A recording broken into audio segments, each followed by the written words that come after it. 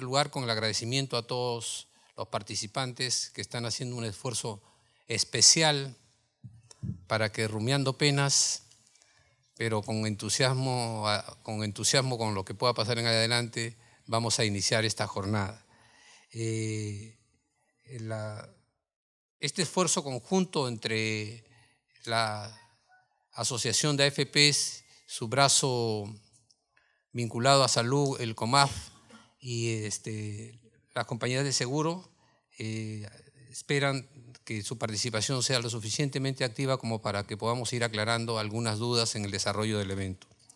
Vamos a iniciar las actividades primero con la apertura del evento en la persona de la señorita Patricia Albildo, coordinadora ejecutiva de la Superintendencia, quien tiene mucho conocimiento del sistema y que estoy seguro que nos dará algunas reflexiones para el inicio de este evento.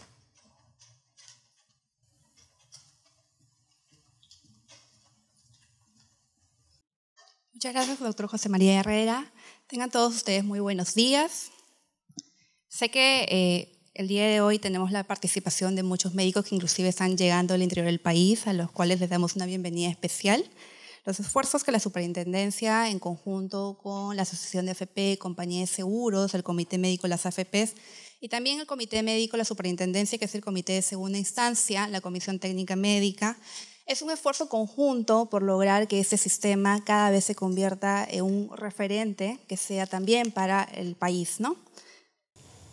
Como bien saben, la invalidez no es un tema que sea estándar en todos los países. Si ustedes en algún momento han tratado de buscar la invalidez en otros países, de pronto la información no está disponible, no hay portales únicos, pero en el fondo, que digamos, lo que sí tenemos en común, ¿qué es lo que busca la invalidez? Lo que la invalidez está buscando es cubrir a la persona en un momento en que por causa de un siniestro la persona ha perdido su capacidad de trabajo. Y esta pérdida, para hacerlo objetivo, es necesario poder medirla, ¿no?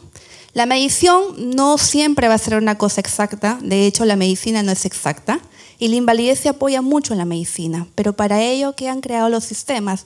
Los sistemas han creado normativas, han creado protocolos, han creado baremos, que es un esfuerzo que se hace para que esto sea cada vez más objetivo, sabiendo que la invalidez es un acto administrativo.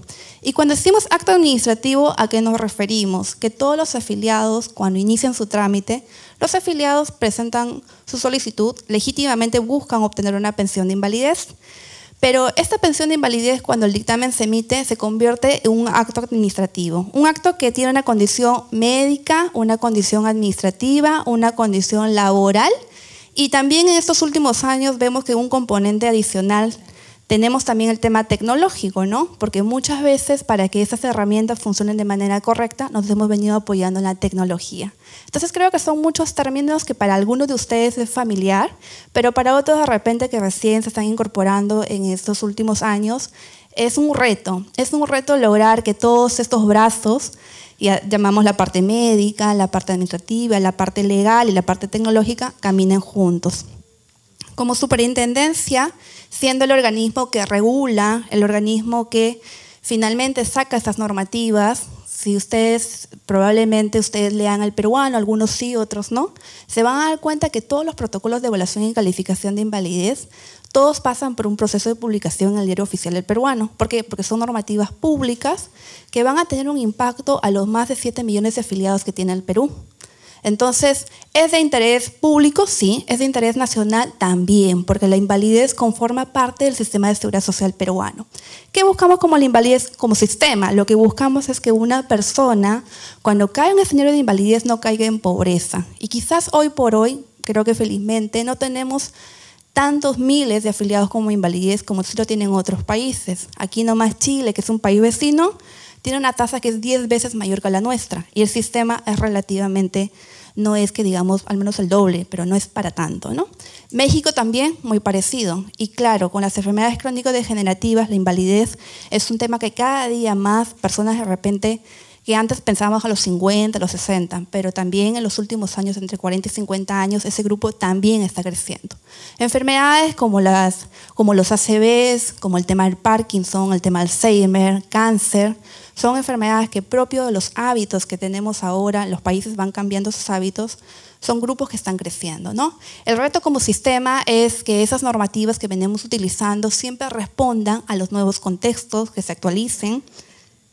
Y en el programa de hoy, si bien se está haciendo un énfasis en lo que son los protocolos de reumatología, también incluyendo fibromialgia, no se puede dejar de lado en el programa lo que tiene que ver con los conceptos generales y con los conceptos legales, ¿no? Cuando a veces decimos en la parte médica puede estar todo correcto, pero si lo médico no está acompañado dentro de la normativa, entonces seguro algunos de ustedes pueden haber escuchado el dictamen se declaró nulo. ¿Y qué es un dictamen nulo? Un dictamen nulo es un dictamen que puede estar correctamente en los criterios, en la forma como se establece. Nos puede parecer correctos a todos, pero si no tiene asidero en la normativa, el dictamen se declara nulo porque es un acto administrativo. Y ahí, cuando el afiliado viene y el afiliado busca la pensión de invalidez, estamos hablando de un escenario en que más o menos de cada 10 afiliados, 5 tienen trabajo y 5 ya no tienen trabajo. Y la posibilidad de reincorporarse a un trabajo, aun cuando la ley de discapacidad hace muchos esfuerzos para que la persona con esa capacidad residual que le queda, la capacidad de trabajo, se reincorpore, se reinserte, sabemos que en la realidad no es así. Entonces, cuando el afiliado viene, y quizás en provincia, el afiliado muchas veces cuando ve al médico, el afiliado está visualizando el sistema. Cuando el afiliado viene, mira al médico, el afiliado está pensando en la pensión, el afiliado está pensando que el proceso sea rápido, que el proceso sea justo, sí, pero creo que muchas veces el afiliado tiene mucha prisa porque quizás en ese momento muchos ya no tienen un ingreso mensual. La edad promedio está entre los 49 y 51 años, es una persona relativamente joven, muchos tienen carga familiar, hijos estudiando, y también recordemos que la pensión de invalidez nos da acceso a salud, entonces muchos pacientes son pacientes de salud. En los casos, por ejemplo, en lo que es el tema de insuficiencia renal, hay un incremento que se ve en los últimos años, entonces todo eso son una serie de aspectos que yo creo que el impulso de estas capacitaciones es que cada vez el proceso se lleve de manera correcta y con estándares de calidad, quizás una frase un poco muy, quizás no tan técnica, pero siempre decimos que las cosas se hagan bien a la primera. Y creo que en este caso los afiliados de invalidez es más tangible esa necesidad. ¿Por qué? Porque entre que el afiliado inicie el proceso cuando presenta su solicitud de evaluación y calificación de invalidez y entre que el afiliado obtiene el dictamen de primera instancia, según la complejidad, pueden a veces pasar 2 meses. Si ese dictamen llega al afiliado y ese dictamen por A o B no cumplió un parámetro o no recogió lo que el afiliado esperaba, se apela. Entonces hablamos de un segundo proceso y ese proceso también puede tomar a veces 15, 20 días, a veces un mes. Y que digamos el tiempo va pasando y van 2 meses y van 3 meses y el afiliado no recibe la pensión. Entonces el afiliado en el fondo lo que está buscando es la pensión y la salud. Entonces creo que también eso hace que hagamos esos esfuerzos para que sin perjuicio donde nos encontremos, sea médico consultor, sea médico representante, médico miembro del COMAF, médico miembro del COMEC, o inclusive los organismos que trabajamos en conjunto con los comités, donde quiera que nos encontremos, cada uno de nosotros tiene un rol. Entonces creo que estas capacitaciones responden a entender cada vez más cuál es el rol que nos corresponde. Nosotros como superintendencia impulsando los aspectos regulatorios, las normativas. Quizás en algunos casos cada norma no es igual a otra, cada norma tiene un propio proceso de revisión, de prepublicación, porque todo se prepublica. A veces también se reciben comentarios, porque las normas por un tema legal se tienen que prepublicar 30 días, que se prepublican en el portal de la superintendencia. Pasado ese proceso hay que recoger comentarios de todas las partes y luego finalmente en coordinación con los comités pensar en una implementación, ¿no? Una implementación que lo que se busca es que estas normas cuando se emitan no generen más riesgo en la operación. ¿Qué quiero decir con esto? Lo que quiero decir es que muchas veces entre una norma ingresa en vigencia, hay otra norma que todavía está, siendo del mismo tema, todavía está en vigencia, pero para casos anteriores.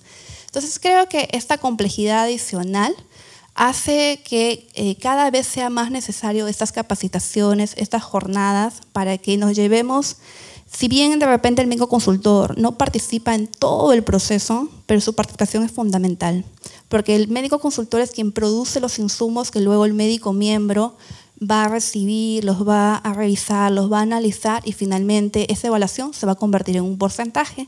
Y ese porcentaje va a ser determinante para ver si la persona obtiene o no obtiene el derecho a la pensión de invalidez.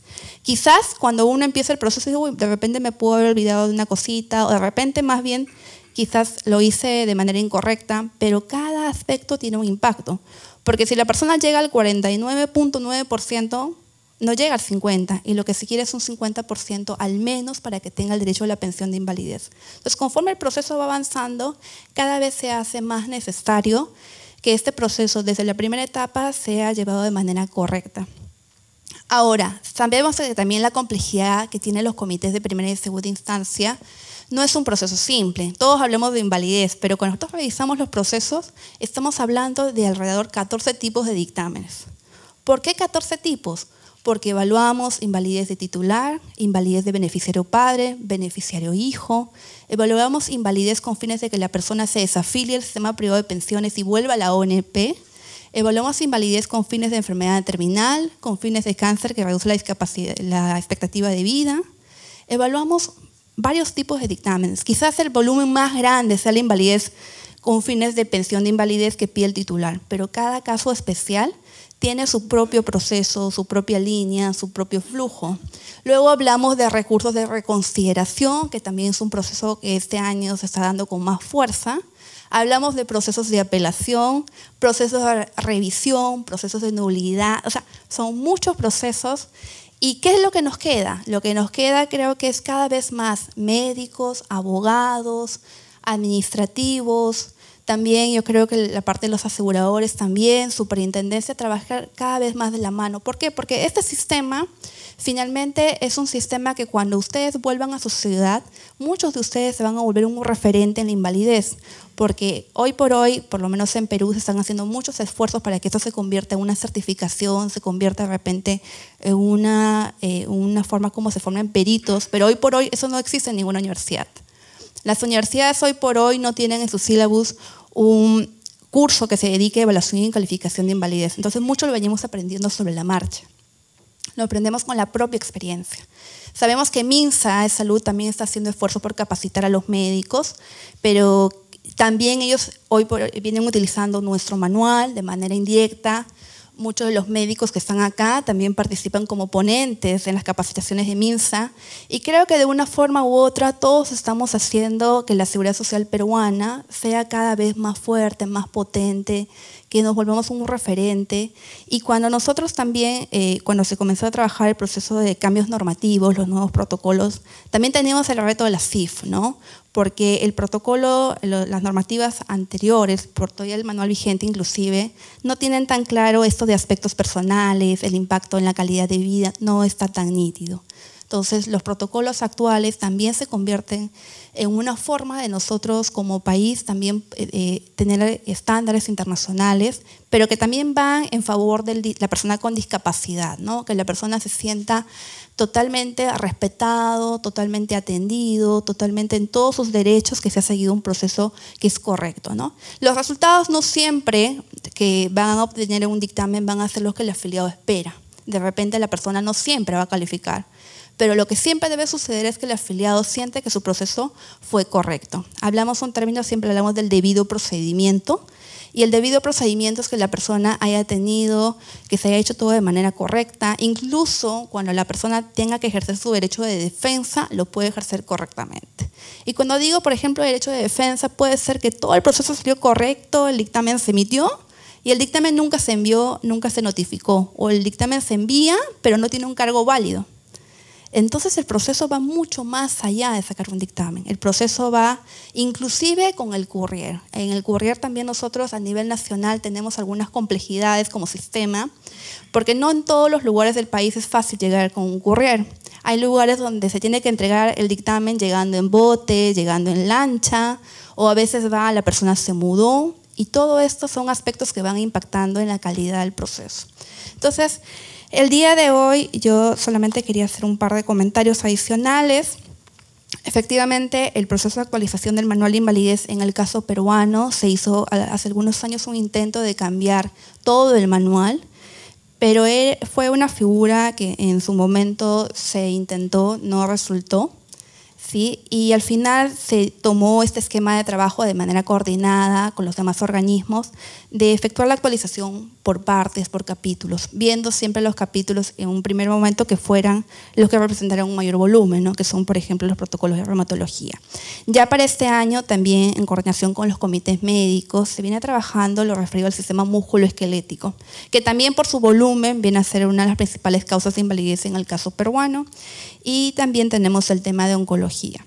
Sin embargo, en el pasado también se trabajó lo referido al tema de VIH, al tema de Parkinson, poliomielitis, y son otros diagnósticos que también por su complejidad o por su falta de especificidad también era necesario que los sigamos revisando.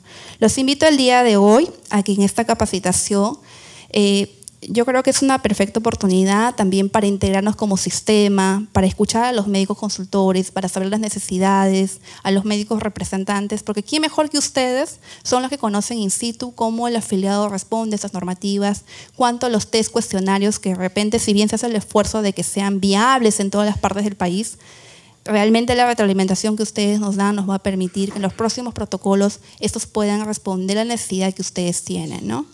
También como sistema se trata trabajando en temas de transformación digital. ¿En qué sentido? De simplificar muchos procesos, porque en la actualidad hay afiliados que para presentar una solicitud tienen que viajar de una ciudad a otra, de un departamento a otro. Hay afiliados que, por ejemplo, viven en Madre de Dios, pero cuando presentan la solicitud de evaluación y calificación de invalidez lo hacen en Lima. ¿Por qué? Porque de repente su ciudad no todas las AFPs tienen oficinas. Entonces el afiliado cuando viene a su consulta en Lima recién presenta la solicitud. También hay casos donde de repente entre que el afiliado presenta y el afiliado recibe el dictamen, hay algunos casos que lamentablemente la persona ya falleció. Y están los deudos. Y hay un aspecto que también es importante. La pensión de invalidez sí es una pensión que, digamos, es una de las pensiones más altas que produce el sistema privado de pensiones. ¿Por qué? Porque tenemos el financiamiento del seguro de invalidez. Todos los afiliados pagan una prima, porque la invalidez se puede dar en cualquier momento. Si bien el sistema privado de pensiones está proyectado cuando una persona cumple 65 años, toda esa etapa productiva, haber acumulado un fondo que le permita tener una jubilación cuyo monto sea dentro de lo posible, lo más cercano a lo que él obtenía como sueldo mensual. En el caso de la invalidez eso no sucede. Hay personas que siendo muy jóvenes tienen una condición de invalidez.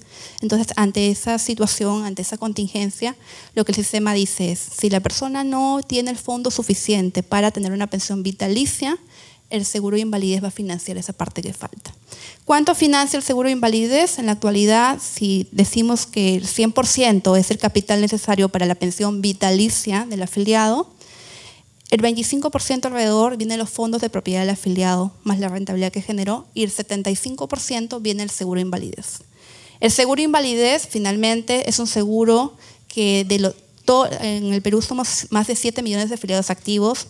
De esos 7 millones, más o menos la mitad de manera permanente se viene aportando al seguro de invalidez, que en la actualidad es 1.35% de la remuneración promedio. Y contra esas primas, el afiliado, si sufre un siniestro, pues va a pedir la pensión de invalidez, ¿no? Una pensión de invalidez que si no tiene cobertura, la pensión se va a pagar ¿hasta cuándo? Hasta que el dinero del afiliado se agote. Si tiene cobertura, la pensión puede ser hasta el 70% de la remuneración promedio y hasta que la persona fallezca. ¿Por qué menciono este tema? Porque también el dictamen de invalidez tiene un punto importante que es la fecha de ocurrencia, ¿no? Seguro muchos de ustedes cuando han atendido afiliados, el afiliado dice, no, pero mi diagnóstico inició el 2013, ¿por qué me ponen la fecha de ocurrencia en el 2015? Entonces, hay aspectos que el afiliado finalmente de repente no tiene por qué conocerlos, no tiene por qué manejarlos, pero ahí es donde los comités médicos, y en este caso con el insumo de los médicos consultores y los médicos representantes, tienen que producir un dictamen que siempre hablamos de la debida motivación, ¿no? En los últimos años podemos decir el dictamen está correcto, pero no está debidamente motivado. El afiliado lo lee y no lo entiende. El afiliado lo lee y no termina de confirmar si se han aplicado todas las normas, ¿no? Por ejemplo, había un caso en que le decía, el afiliado decía, no me evaluaron por el diagnóstico de fibromialgia. Y pueden decir, no, sí lo evalué, pero en ninguna parte del dictamen dice. Entonces, por esas pequeñas omisiones, legalmente ese dictamen también se declara nulo, porque no estuvo debidamente motivado. O dicen, bueno, pero acá me hablan solamente de diagnósticos médicos, yo no soy médico, ¿cómo lo voy a entender? Entonces, ahí es donde hablamos de la motivación. Entonces, la motivación quiere decir, hacemos el dictamen, el afiliado presenta la solicitud, el médico consultor o el médico representante, este será el caso, practica todos los protocolos, se tiene que revisar toda la historia clínica y tiene que estar en el expediente, porque también el afiliado puede decir, es que perdieron mi historia clínica. Y cuando piden la copia del expediente, tiene que estar presente todo lo que el afiliado ha presentado. Se produce el dictamen de invalidez, hay que notificarlo correctamente. Si el afiliado lo apela, en este caso también hay 3 partes interesadas, quiere decir que lo puede apelar el afiliado, la compañía de seguros, la AFP. Si una de estas 3 partes apela, todas las partes tienen que enterarse que ha apelado. Por ejemplo, si apela la compañía de seguros y el afiliado no tomó conocimiento que la compañía de seguros lo apeló, ese dictamen también se declara nulo. Entonces, si nos damos cuenta, desde las AFPs que hacen el front office, desde la AFP que contesta el teléfono, desde el call center del COMAF, desde el médico miembro que recibe el expediente y finalmente hasta la propia superintendencia, si este trabajo no se hace de manera coordinada, no se hace de manera conjunta, esa única dirección que tenemos que dar para que el afiliado sienta que el sistema responde correctamente no se da. Esta capacitación yo creo que va en esa línea de fortalecer cada vez más este proceso de evaluación y calificación de invalidez, que sigamos siendo dentro de lo posible un referente también para otros sistemas, que cada uno de ustedes cuando vuelan a su ciudad se vuelan también un referente en la invalidez y también para la seguridad social peruana. Y también como superintendencia hay un aspecto adicional que estamos trabajando, que es una herramienta para que el afiliado también pueda iniciar su trámite de apelación por vía internet, ¿no? ¿Por qué? Porque muchas veces el afiliado solo para dejar un papel tiene que ir con la silla de ruedas, tomar el taxi, buscar un acompañante. No siempre hay un acompañante, o a veces el acompañante tiene que dejar de trabajar para acompañar a la persona. Entonces todo esto al final genera costos económicos también al bolsillo del afiliado y lo que se busca es simplificar este proceso y para lo cual la tecnología va a ser fundamental. Agradecerles a cada uno de ustedes por la entrega que están haciendo en este proceso, por su participación, por las ganas que le están poniendo, por el compromiso que todos tenemos. Y en este momento solamente manifestarles mi profundo agradecimiento por todas estas etapas que hemos venido atravesando con los diferentes protocolos. Más de uno de ustedes de repente hemos podido coordinar, sentarnos en la mesa, decir cómo va, qué test, qué cuestionario va y qué no va. Y también siempre el tema de peruanizar cualquier modificación que se haga, ¿no? Porque ningún país es igual a otro, ninguna realidad es igual a otra. En el caso peruano no tenemos aseguramiento universal. Podemos decir que tenemos todo seguro, pero de repente vas y el seguro no te cubre muchas cosas. Entonces también la invalidez es el resultado de la salud, de la propia forma como nuestro país funciona. Y con estas palabras quisiera declarar inaugurada esta jornada de capacitación y desearles los mayores éxitos a todos.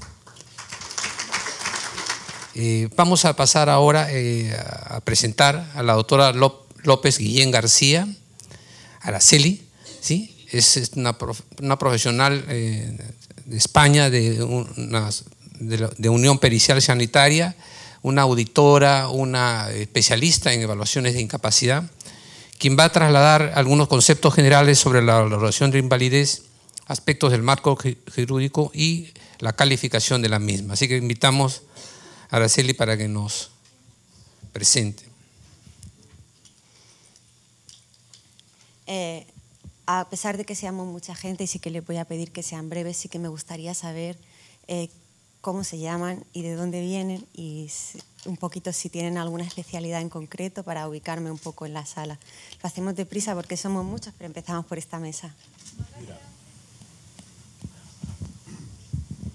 Orlando Valverde, oftalmólogo de Trujillo. Luis Lescano, otorrinolaringólogo de Trujillo. Alejandro Rodríguez, médico internista y también médico neumólogo de Trujillo. De Trujillo, Lucrecia Compen, neurología. Manuel Gibaja, internista de Piura.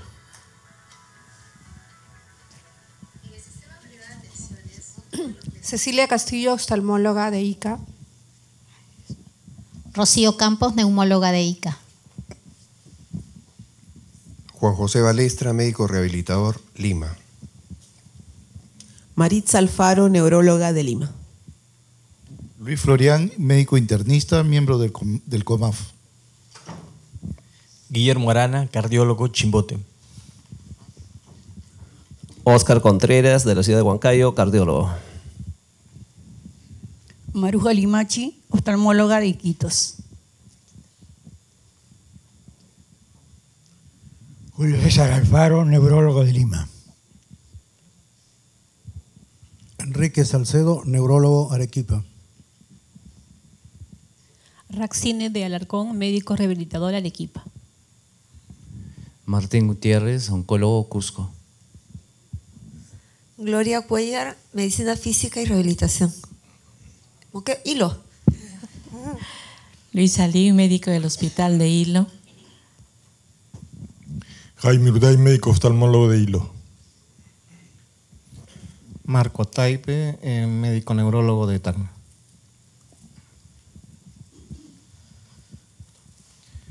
David Ramos, otorrinolaringólogo de Iquitos. Ángel Vázquez, cardiólogo, secretario médico, COMAF. Buenos días, Frank Niño de Guzmán, soy médico fisiatra del Cusco, pero laboro en Chiclayo. Mario Corrales, oftalmólogo de Arequipa. Buenos días, Enrique Otoya, médico internista de Lima. José Manuel Alegría Patov, médico oftalmólogo, Tacna. Buenos días, Raquel Herrer, médico internista, Tumbes. Marco Calderón, médico oncólogo, Chiclayo. Santiago Dávila, médico oftalmólogo, Cusco. Buen día, Edgar Benavente, oftalmólogo, Puno. Raúl Martínez, internista, cardiólogo de Puno. Buen día, Fernando Rodríguez, neumólogo, Cusco. Muy bien, Jorge Sarabia, neumólogo, Lima. Guillermo Ruesta, médico oftalmólogo, Loreto. Buenos días, Víctor Alba, oftalmólogo de Piura. Ricardo Lara, oftalmólogo, Lima. Buenos días, Marco Galvez, oncólogo clínico, Trujillo. Buenos días, Guillermo Donaire, neurólogo, Iquitos. Buenos días, Juan Manuel Pinedo Reategui. Mi especialidad es neumología, pero soy médico representante de Loreto. Buenos días, Milagros Quirós, médico oncólogo, Iquitos. Buenos días, Omar Palacios, médico oncólogo, Piura. Buenos días, soy Eduardo Céspedes, otorrinolaringólogo de Piura. Agradecer la introducción de mi compañera que me ha precedido, que se me ha olvidado el nombre. Soy muy mala para los nombres, ya se irán dando cuenta. Me ha encantado lo que ha dicho, porque el tema de la capacitación y de la formación es un proceso de mejora continua que garantiza la protección social, que no significa siempre obtener una prestación, sino el cumplimiento escrupuloso de la norma y la valoración justa de la incapacidad. Esto es muy importante porque garantiza que las prestaciones de invalidez en Perú y en el resto de países del mundo tengan una cobertura adecuada a los ingresos de cada paciente y lleguen en el momento justo en el que sobrevive la enfermedad, que quizás sea el momento de mayor sensibilidad del afiliado, ¿no? Me ha llamado la atención también las cifras que ha dado mi compañera en cuanto a la incidencia de aparición de nuevas enfermedades emergentes y nuevas franjas de población afectada. En España tenemos este mismo problema o esta misma situación, esta misma realidad, diría yo. Yo cuando empecé a trabajar en el INSS pensaba que las personas que iban a solicitar una incapacidad quizás se encontraban en una franja etaria por encima de los 55 años, acabando su tiempo ya de trabajo, ¿no? Y la realidad es que tenemos una población incapacitada cada vez más joven por la aparición de patologías emergentes, por la aparición sobre todo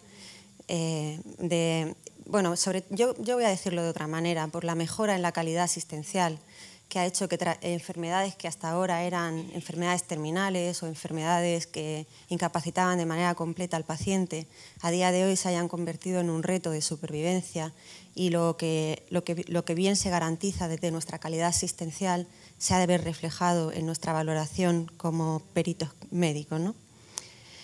Voy a empezar con la presentación de... Es que veo muy regular.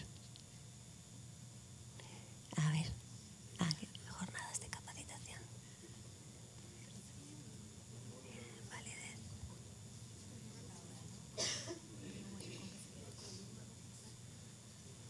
Ahora ya sí.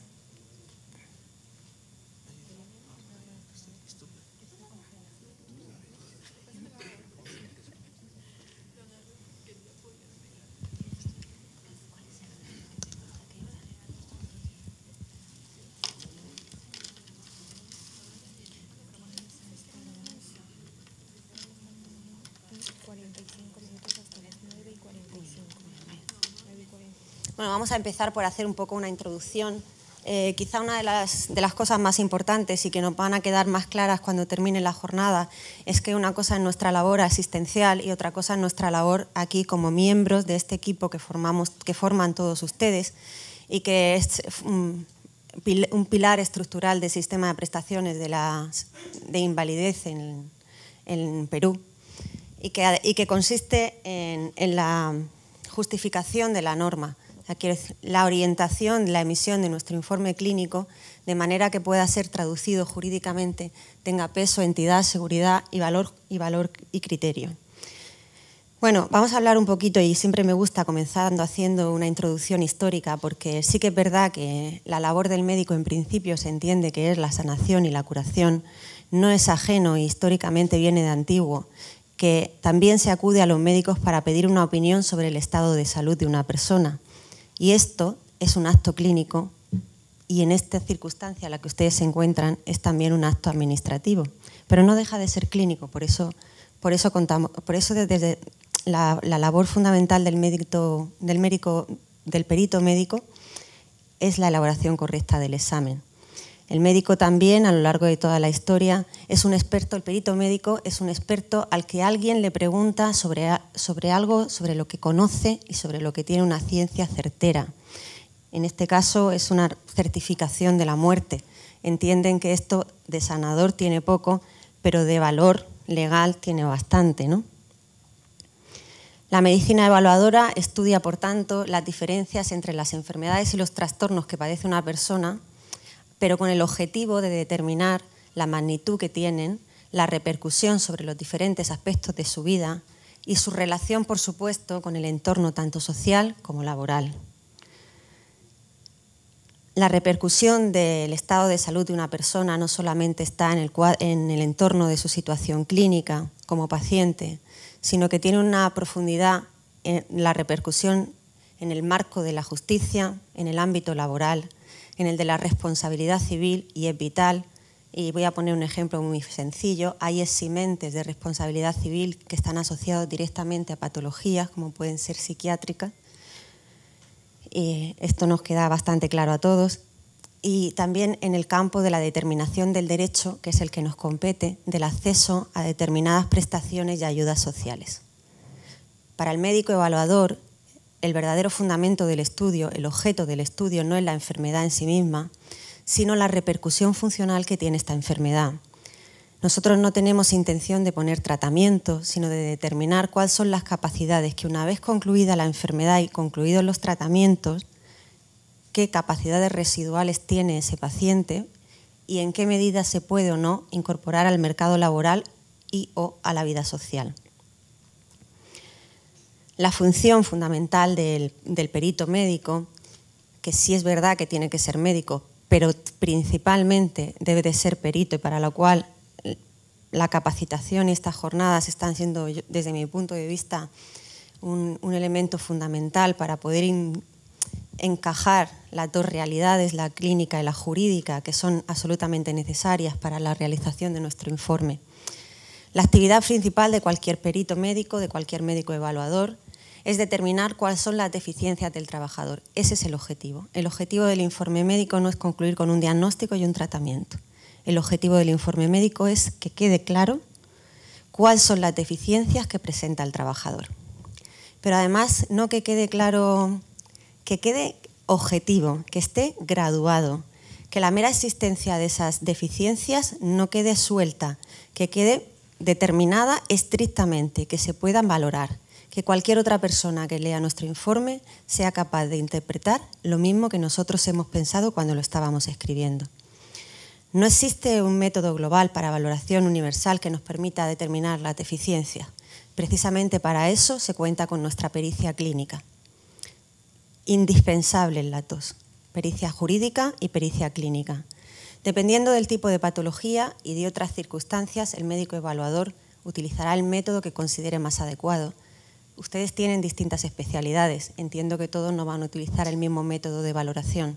Esa es la diferencia. Cada patología debe estar valorada en la función y en la medida de los conocimientos más rigurosos de la clínica.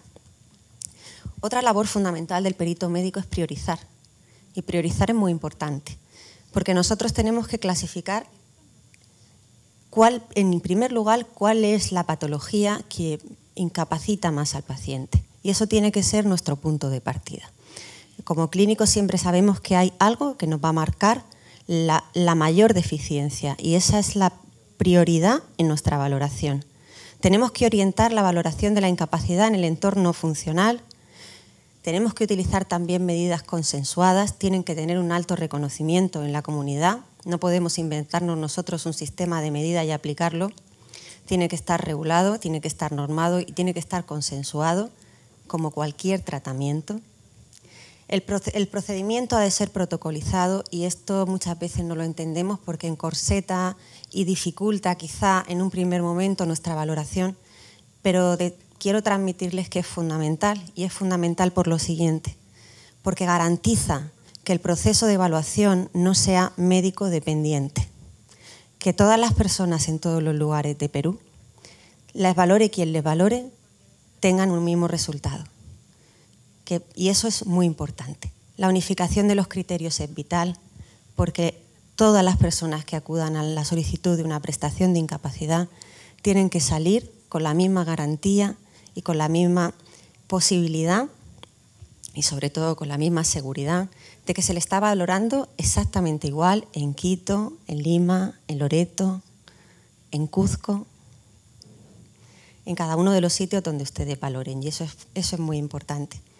Basarse siempre en parámetros objetivos, de modo que si yo dejo mi evaluación a medio o luego la tiene que hacer otra persona, o de entrada una persona necesita 2 valoraciones, todos concluyamos de una misma manera, porque todos hemos utilizado el mismo sistema de medida. Eso que lo tenemos integrado en la comunidad internacional a nivel científico con las unidades de medida, en medicina lo tenemos que hacer a través de protocolos, a través de sistemáticas de estudio o normas de consenso que nos puedan garantizar llegar todos a la misma conclusión partiendo de una misma hipótesis. Fundamentalmente, el perito lo que tiene que hacer es enfrentar las capacidades del paciente a los requisitos de su ocupación y establecer en qué medida puede o no realizar su trabajo. Hay que determinar si el trabajador está o no capacitado para su trabajo y en qué medida puede estarlo y si esta situación sería o no de carácter temporal o permanente. Nos tenemos que pronunciar sobre la situación actual, sobre la situación pronóstica y entendiendo esto como ayuda a la hora de la valoración en el comité de si la situación es o no definitiva para calificar temporal o permanente la situación en la que se encuentra el trabajador. Y también decir que afortunadamente las patologías cambian, la medicina progresa y que lo que hoy es de carácter permanente, dentro de unos años afortunadamente será temporal, pero tenemos que ir al día de que estamos hoy, ¿eh? O sea, estamos en la realidad, valoramos siempre lo objetivo. El esquema secuencial de actuación de cualquier médico evaluador o perito médico, en primer lugar, y en esto nos va la vida, porque nosotros tenemos que rendir cuentas a nivel jurídico, Nosotros vamos a ser los garantes de que lo que ponga el informe médico sea real. Podemos ser requeridos por la justicia en cualquier momento, como lo seríamos exactamente igual si hiciéramos mal nuestro trabajo a nivel clínico. Aquí tendría unas consecuencias distintas, pero nosotros somos responsables de todo lo que escribimos, tanto como peritos judiciales como médicos clínicos, pero si bien cabe en este caso, me gustaría hacer un hincapié mayor, porque el propietario de la historia clínica, en este caso, sigue siendo el paciente, es el que tiene derecho a la información del proceso en todo momento, y nosotros tenemos que ser muy prudentes y muy respetuosos con las preguntas y con las confirmaciones certeras de que lo que el paciente nos está diciendo sea la realidad. Porque al final los que vamos a escribir somos nosotros y somos los responsables de que lo que pone ahí sea completamente cierto. Tenemos que determinar las deficiencias existentes y determinarlas en la medida que nosotros las podamos objetivar, no las deficiencias subjetivas. Tenemos que ponerlas también en relación con su capacidad laboral. Y esto es muy importante porque está todo enmarcado en el contexto del trabajador. Las condiciones necesarias para la realización de cualquier informe clínico siempre las tenemos que tener presentes, y esto tiene que ser como casi en un POSIT en la pantalla de nuestro ordenador. Debemos ser objetivos, debemos ser siempre imparciales, pero no debemos de perder nunca el sentido común. Las normas éticas de cualquier comité deontológico las debemos de cumplir con estricta observación, tanto en nuestra función como clínicos como en nuestra función como peritos. Debemos preparar y redactar un informe, que eso es una tarea científica, que si bien es cierto se enmarca en un cuadro administrativo, es de obligado cumplimiento por nuestra parte, que atienda también a la situación médica y a la situación actual de la evolución científica. Tenemos que estar al día de la medicina. Quizá dicho así sea más sencillo, pero es una obligación por nuestra parte, ¿no? Tenemos que estar al día de la medicina como clínicos y al día de la normativa jurídica como peritos. Y aquí estamos por las dos cosas conjuntamente y fundamentalmente por nuestra actividad como peritos. Es importante que cualquier persona, como muy bien ha dicho mi compañera, pueda deducir claramente el resultado del informe. Cuando lo lea, lo entienda. Se deben jerarquizar las patologías alegadas cuando estas patologías sean más de una. Si es una patología sola no es necesario, pero cuando sean más de una es muy importante priorizar, porque el gran peso del informe lo va a tener esa principal patología, que va a ser la que enrole a todas las demás y nos vaya a dar más conocimiento sobre la situación incapacitante. Dentro de las partes del informe hay unos datos que son absolutamente indispensables. Se los vamos a recordar porque aparecerán en todos los informes y, bueno, la identificación del facultativo es importante. Y cuando digo identificación del facultativo me estoy refiriendo al nombre y al número de colegiado. Y ya. No es necesario más identificación del facultativo. Identificación del evaluado, el trabajador, el nombre, el número del documento nacional de identidad y las preguntas que le hagamos, por favor, que estén siempre acreditadas por la documentación de la que dispongamos. Si no disponemos de la documentación y no queda acreditada alguna de las preguntas que hacemos al paciente, siempre es mejor ponerlo en el informe. El paciente refiere ser soltero, pero no documenta su situación. O el paciente refiere ser casado, pero no documenta su situación. Ya está, no pasa nada. Si lo mejor en el informe es poner lo que estamos objetivando. Lo que podamos certificar, lo ponemos con certeza. Lo que no, lo ponemos porque nos lo dice el paciente y añadimos la coletilla muy sencilla de que no disponemos de certificación ni aportada por el paciente ni objetivada en la historia clínica, que también es nuestro compromiso acceder a la historia clínica completa y valorar hasta qué punto los datos que nos está dando el paciente se pueden corroborar con la historia que ha presentado, ¿de acuerdo? Las fuentes del informe son muy importantes. ¿De dónde obtenemos nosotros la información? Si obtenemos, van a entender que no es lo mismo que un paciente acuda a la consulta con una carpeta de 500 folios de asistencias en urgencias. Es otro paciente distinto que acude con una historia clínica arreglada de seguimiento por su médico reumatólogo, traumatólogo, neurólogo.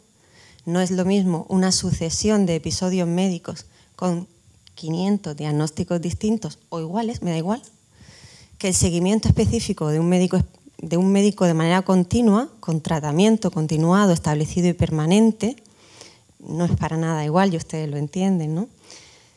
Bueno, pues las fuentes del informe también tienen que quedar recogidas. Si el paciente acude solamente con informes de urgencias, pues con toda la tranquilidad y con toda la seguridad y con toda la honestidad del mundo, pues yo apuntaré que lo que el paciente aporta no son diagnósticos de enfermedad ni de seguimiento, son diagnósticos de episodio, que es lo que se da cuando se recibe un parte de urgencia. Tiene muchos episodios iguales, pero en realidad no tiene un diagnóstico concreto, ni lleva un seguimiento especializado, ni mantiene un tratamiento con un criterio establecido. Me encanta que me hagan así con la cabeza, porque me quiere decir que esto les ha pasado y que entienden exactamente igual que yo, que las fuentes del informe no tienen la misma veracidad y sobre todo no tienen la misma implicación a la hora de redactar un informe por nuestra parte. Desafortunadamente los oncólogos a esto les pasa menos, ¿verdad? Vale, los reumatólogos esto les pasa más. Vale. A pesar de, bueno, esto es un procedimiento jurídico, efectivamente un procedimiento administrativo, está sujeto a la normativa del país de referencia, en su caso el de Perú, y tiene posteriormente una fase de alegaciones tanto para el paciente como para las otras partes que componen el equipo, que es fundamental y que requiere por nuestra parte el escrupuloso cumplimiento tanto de la verdad como de la realidad normativa del país, ¿no? En cuanto a las alegaciones, y aquí no me refiero a las alegaciones que se puedan hacer con el informe, sino a las alegaciones que nos hace el paciente, la anamnesis, debemos plantearlas de forma muy clara, de forma muy completa, a veces tal y como el trabajador nos lo dice. Debemos remarcar aquellas situaciones, incluso expresiones que el interesado nos comente de manera personal. Yo tengo la costumbre de preguntarle al paciente siempre por qué solicita usted la incapacidad, por qué cree usted que no puede trabajar. Esto me da mucha información, porque el trabajador me va a orientar la redacción del informe y sobre todo porque yo no le voy a dirigir y le voy a dejar de manera abierta que trabaje él mismo su historia clínica. Si yo le pregunto, ¿viene usted aquí porque tiene un problema en la rodilla? Pues ya le he limitado, le he cerrado los campos. Es importante que conozcamos por qué esa persona solicita la prestación de incapacidad y qué cree él que es cuál cree él que es la patología que le incapacita. De verdad que esa pregunta tan sencilla nos va a dar muchísima información sobre qué espera el paciente de esa consulta y en realidad por qué ha venido y un poco nos va a poder permitir establecer un contacto más directo con la realidad de su situación clínica. Por supuesto, ni que decir tiene que cuando un paciente entra en una consulta de un perito médico, de cualquiera de ustedes en vuestras consultas, lo primero que tenemos que hacer es informarle de a qué han venido. Está usted aquí para que realicemos un informe que va a servir para la prestación o para la concesión o no de una prestación de incapacidad. Y esto es muy importante porque el paciente no va para recibir un tratamiento, el paciente no va para recibir otra opinión clínica, el paciente no va para un diagnóstico ni para la realización de una prueba complementaria. El paciente se encuentra ahí para que nosotros redactemos un informe de incapacidad y debe de saberlo.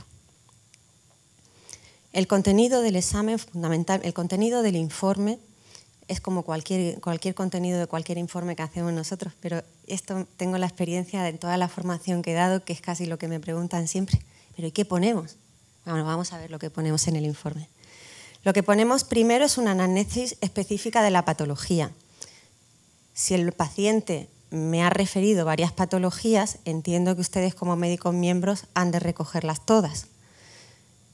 Si actúan como médicos consultores, habrán de recoger aquella patología que el COMAP haya solicitado que ustedes valoren. debemos de recoger, además de la anamnesis, que es la historia clínica que nos ha contado el paciente, la exploración que nosotros le hacemos. La exploración que nosotros hacemos al paciente en ningún caso es subjetiva, nunca jamás. Debemos apuntar los síntomas y los signos diagnósticos y debemos de saber las deficiencias que acarrea cada patología. Y lo digo por lo siguiente: cuando yo conozco el comportamiento de una enfermedad, yo espero una sintomatología. Si no es congruente con lo que yo estoy esperando, algo se tiene que encender en mí. Habitualmente, y eso lo sabemos porque en cualquier manual de medicina interna, el Harrison, que se supongo que es universal, las patologías tienen una forma de comportamiento. Empiezan, continúan, terminan y siempre evolucionan de la misma manera. En el momento en que en el relato del paciente haya una incidencia disruptiva en el curso de la enfermedad, nos tiene que despertar una alerta. O está mal diagnosticado o es posible que no se ajuste a la realidad lo que el paciente nos está contando. Pero nos tiene que llamar la atención porque tenemos que buscar, para poder corroborar, para poder certificar de manera objetiva esa deficiencia, a veces la tenemos que buscar. Y para eso la tenemos que sospechar.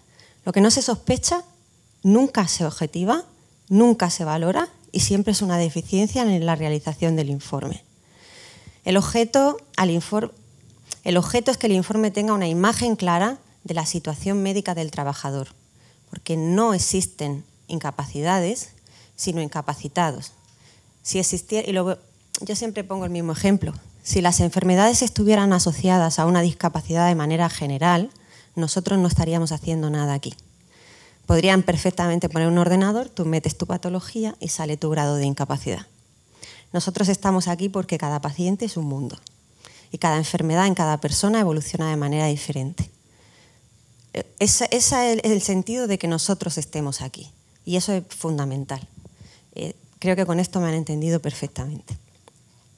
En el apartado de tratamiento, y es importante, tenemos que plasmar los datos relativos a los tratamientos recibidos, los que haya estado recibiendo y los que reciba en los últimos meses.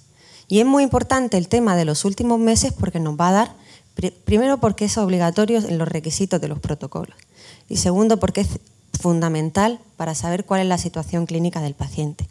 Entiendan ustedes que un paciente, lo entenderán a nivel clínico como a nivel de peritos judiciales, de peritos clínicos que son en este momento, que un paciente que mantiene un tratamiento estable más de 6 meses sin modificación del mismo, ni quejas al médico que se lo ha puesto, es que el tratamiento le funciona. Si no le funciona, les aseguro que va a su médico y le pide que se lo cambie. Luego, el dato del tratamiento nos va a dar otra objetividad al valor del informe. Si el paciente nos dice que el tratamiento no le mejora, nunca, no tiene ningún sentido que sea un tratamiento mantenido más de 6 meses, sin modificaciones de la clínica, sin asistencia a urgencias por descompensación de los tratamientos, que eso es una forma de certificar, de objetivar que el tratamiento calma el dolor o mejora la sintomatología. A veces en medicina evaluadora es muy importante lo que el paciente hace, pero también es importante lo que el paciente no hace. Porque si un paciente no tiene descompensaciones de la clínica, no asiste a urgencias porque haya tenido algún episodio de empeoramiento, mantiene un tratamiento estable, no consulta con otras especialidades, incluso abandona el tratamiento, esos son datos objetivos que podemos incluir en el informe, que son verdad y que debemos incluir para transmitir al equipo de valoración, al COMAF en este caso, cuál es nuestra percepción de la situación clínica del paciente, porque lo que no pongamos en el informe, eso seguro que no les va a llegar a los miembros del COMAF. Los tratamientos recibidos incluyen también las intervenciones realizadas, los fármacos, los tratamientos de medicina física. Tengan en cuenta que cada vez más la rehabilitación es fundamental en determinados procesos patológicos y cambia completamente el pronóstico de la situación patológica y es de obligado cumplimiento. Ningún traumatólogo entiende que después de una prótesis de rodilla no se haga un tratamiento rehabilitador ni concluye el alta hasta que no ha finalizado. Los tratamientos de medicina física también son fundamentales y deben de estar concluidos a la valoración del paciente. Los tratamientos programados deben de ponerse siempre en el informe. Si el tratamiento está programado y el paciente no lo ha podido recibir, se debe de poner la causa por la que no lo ha podido recibir, por demora del sistema asistencial, por negativa del paciente a la realización de ese tratamiento. Y otra cosa muy importante que tenemos que poner es cuánto se toma, la dosis. La relación de la medicación sin establecer la dosis no nos sirve para nada. Y no nos sirve para nada, hoy no hay ningún especialista en psiquiatría, pero imagino que en todas las enfermedades se da igual. Los fármacos a distintas dosis se pueden utilizar con una intención o con otra. Si no ponemos la dosis y la frecuencia del tratamiento, no le hacemos llegar al COMAP para qué sirve esa medicación. Entiendan que no es lo mismo una medicación a dosis altas que a dosis bajas. Un antipsicótico a dosis bajas puede tener un efecto eutimizante y para nada me está hablando de un paciente con un delirio o con un trastorno esquizofrénico. Esas cosas tienen que quedar bien claras en el informe. Tienen que quedar bien claras porque el paciente nos las diga y porque nosotros las hayamos corroborado en la historia clínica. Y si no vienen en la historia clínica y el paciente nos las cuenta, no pasa nada. Ponemos que el paciente refiere que se toma esto y nosotros añadimos, pero no dispongo de documentación necesaria para acreditarlo de la información que tengo disponible. Todo lo que dice el paciente se pone en el informe, pero nosotros, con nuestra obligación de corroborar eso, debemos de añadir si hemos encontrado datos objetivos en toda la documentación que se nos ha aportado de ese paciente. Si es que sí, no hay problema. Si es que no, y lo debemos de poner. Porque luego lo damos por hecho, pero lo que nosotros no escribimos no llega nunca. Y es muy importante que se sepa, ¿no? Existen otras posibilidades de tratamiento que están ahora muy de moda y que el paciente puede optar por ellas. Estas posibilidades de tratamiento las podemos incluir en el informe, pero si no forman parte del consenso internacional del tratamiento esperado, protocolizado en la mayoría en todos los hospitales del mundo, y he visto en sus informes que tienen ustedes los mismos protocolos que nosotros, las posibilidades del tratamiento adicional las podemos poner, pero sabemos todos que no hay evidencia científica de que cambien la evolución de la patología. Por lo tanto, no sería de obligado cumplimiento por parte del paciente el haber realizado este tipo de terapias. En el apartado de evolución, otro apartado fundamental dentro del informe médico que tenemos que realizar, tenemos que ver un poquito cómo ha ido la patología del paciente desde que empezó y hasta el momento en que nosotros lo vemos. Y es importante el desde que empezó, es importante porque tiene una trascendencia jurídica. Nosotros tenemos la responsabilidad de investigar en la historia clínica los momentos de cada diagnóstico, investigarlos y ponerlos en nuestro informe. Eso no quiere decir que vayan a ser determinantes de la fecha de ocurrencia, pero nosotros debemos de incluirlos en nuestro informe. Las fechas son fundamentales. Las fechas son fundamentales para el inicio de los tratamientos, para el diagnóstico. También son importantes las fechas en la realización de las pruebas complementarias. Entenderán que una prueba complementaria de 1940 no nos sirve para valorar hoy. Luego, la fecha de la realización de las pruebas complementarias es fundamental, rotundamente fundamental, porque a veces una paciente debuta con un síndrome del túnel carpiano, yo tengo una electromiografía de una afectación severa y tengo después una electromiografía de una afectación severa también, pero ¿cuál es antes? Entonces, ¿la cirugía ha funcionado o no? ¿O es que tengo dos electromiogramas que son anteriores a la cirugía? Esto cambia completamente la foto del paciente, ¿no? El recoger, para nosotros es absolutamente fundamental que cada prueba complementaria venga con la fecha en la que se haya realizado. Y entienden que no tiene nada que ver. Incluso ustedes a veces piden otra prueba complementaria porque esa se les ha quedado anticuada. Esto es muy importante y a veces lo pasamos por alto. Si no encontramos la fecha en la documentación que tenemos, no pasa nada, pero lo decimos. Electromiograma sin fecha. o consta en la historia clínica un electromiograma con estos resultados, o consta en la historia clínica un Holter con estos resultados, sin tener constancia de la fecha realizada. Entiendan que no es lo mismo un Holter que se haga después de una ablación que previo. O sea, que quiero decir que esto, imagino que les estoy diciendo cosas que son en clínica absolutamente importantes. Y es lo primero que preguntamos, sí, esta prueba, pero ¿esto de cuándo es? Pues en medicina pericial exactamente lo mismo. El pero esto de cuándo es una cosa que tenemos que integrar en nuestro informe para nosotros, para responsabilidad con el paciente y sobre todo para transmitirlo al COMAS para que no haya duda ninguna en cuanto a la historia y a la orientación y a la organización en el tiempo de la situación de esa enfermedad. Esto lo he sacado de la normativa deontológica de su Colegio de Médicos de Perú. Y me ha encantado sacarlo y lo traigo con muchísimo gusto porque, bueno, pues porque todo esto que estoy diciendo no lo digo yo. Esto lo dice también su Colegio de Médicos. He sacado un extracto, ¿eh? Estas son las obligaciones del médico que actúa como perito. No son las obligaciones del médico que actúa como asistencial. Es deber del médico desempeñar su profesión competentemente, debiendo para ello perfeccionar sus conocimientos, sus destrezas y sus actitudes de forma continua, ejercer su profesión integrándose a la comunidad, con pleno respeto de la diversidad sociocultural del país. Fijaros qué importante, qué trascendente y que no es una cosa que traiga yo de España. El médico debe ceñirse a las normas establecidas en el presente código, pues tales labores son verdaderos actos médicos. Incluso ciñéndonos al procedimiento administrativo, estamos realizando una labor médica. Quiere decir también que el Colegio de Médicos nos va a respaldar, está detrás de nosotros.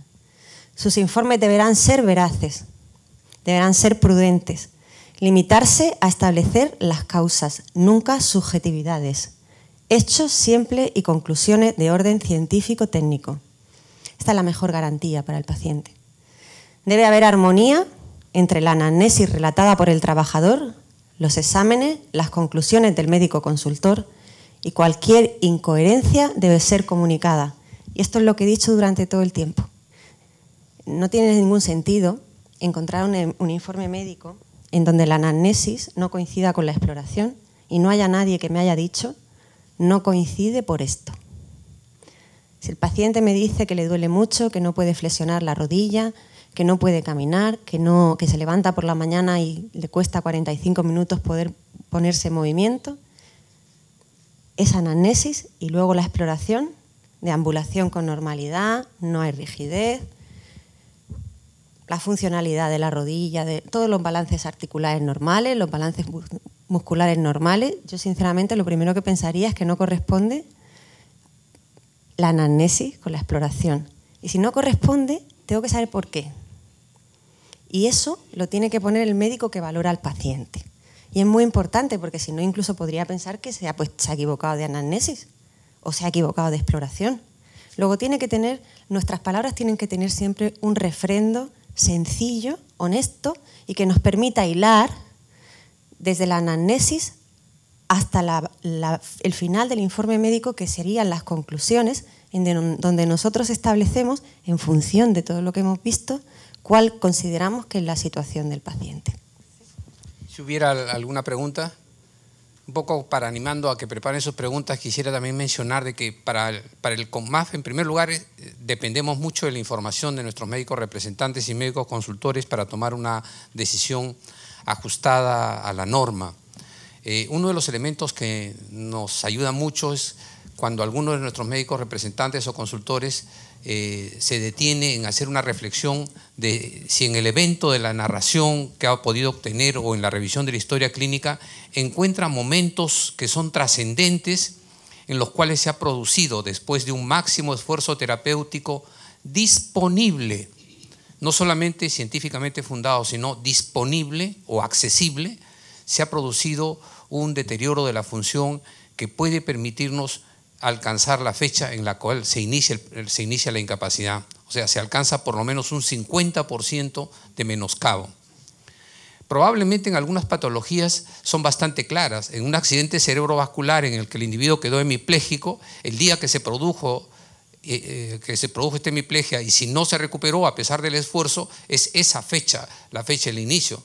En otras patologías es más difícil. El paciente diabético, las enfermedades crónicas en general, diabético, hipertenso, esos pacientes van a deteriorarse y en algún momento se convierten en un paciente incapacitado. Pero esa incapacidad, para poder formularla, necesitamos información.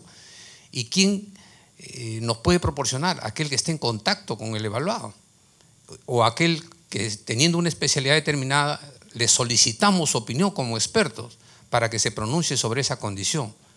Entonces, es importante porque nos permite fijar con precisión una fecha de ocurrencia a partir de la cual, si corresponde o no corresponde, ya se aplicarán los conceptos administrativos y legales para generar la pensión que le corresponda.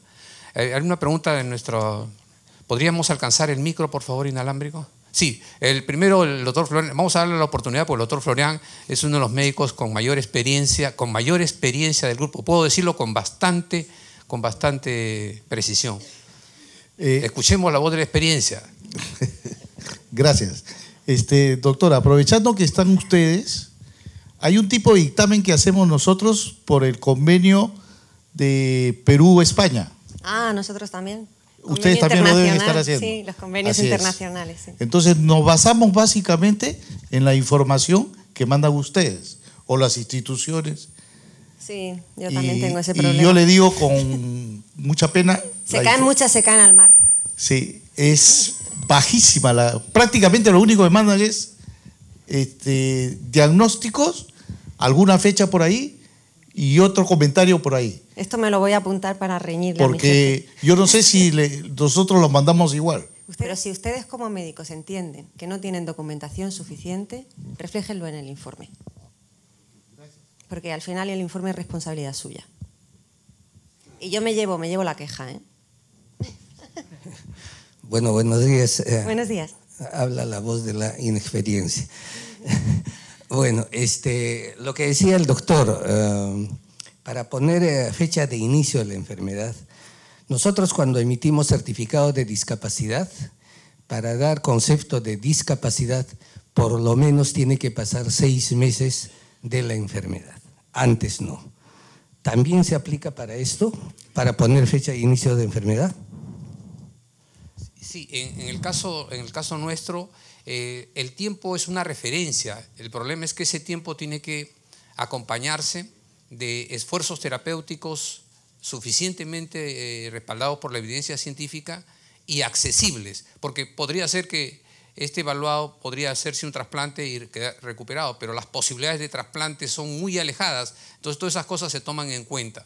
Nosotros, para empezar el inicio de la evaluación de incapacidad tiene que haber un diagnóstico y un tratamiento no menor de 6 meses, para empezar a evaluarlo, pero para empezar la incapacidad tiene que haber habido no solamente un tratamiento bien llevado, óptimo, accesible para el evaluado, sino que la respuesta a esos esfuerzos terapéuticos produjeron, a pesar de eso, una incapacidad que superó el 50% para recién ser esa fecha. Por lo tanto, la información que nos suministren ustedes es clave. ¿Qué momento se produjo un cambio en esa evolución? Podría ser suficiente para poder tener, ¿no? O en qué fecha se produjo un dato que configuraba la condición de incapacidad que superaba este 50%, o una clase funcional 3 para los que utilizamos todavía clases funcionales, nos puede dar una idea aproximadamente que por ahí debe estar la fecha de ocurrencia. Recuerden que fijar la fecha de ocurrencia es una competencia del comité, así como fijar el menoscabo es competencia del comité. Los consultores y los representantes lo que hacen es proporcionar información que nos permita ubicar entonces en qué lugar vamos a colocar al evaluado. Sí. Un comentario solo.